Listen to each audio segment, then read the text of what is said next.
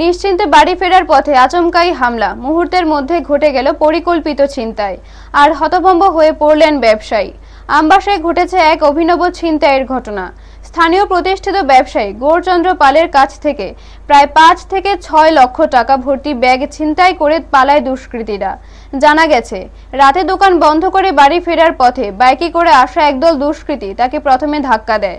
এরপর চোখে ও শরীরে বিষাক্ত রাসায়নিক স্প্রে করে অচেতন সদৃশ অবস্থায় ফেলে তার হাতে থাকা টাকার ব্যাগটি ছিনিয়ে নেয়। ঘটনাটি ঘটার পর মুহূর্তের মধ্যে দুষ্কৃতীরা বাইকে চড়ে এলাকা ছেড়ে পালিয়ে যায়।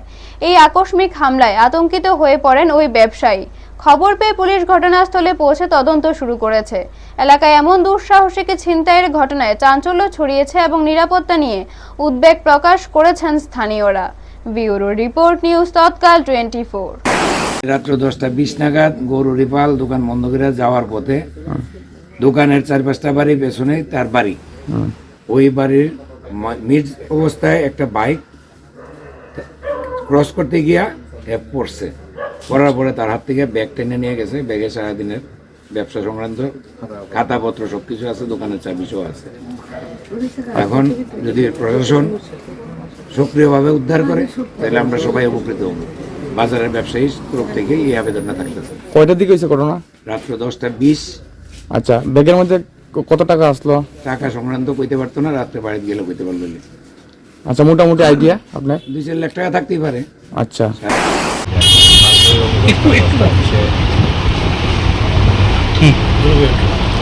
তারপর 10টা বিশে বাড়িতে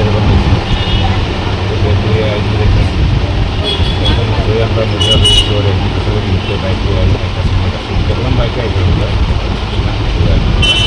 আমার কাছে আসতে মাত্রই আমি মানে আর কিছু নিজেরটা উড়াই দিচ্ছি, মানে কিছু একটা দিচ্ছে মনে কিছু যে আমি আর কিছু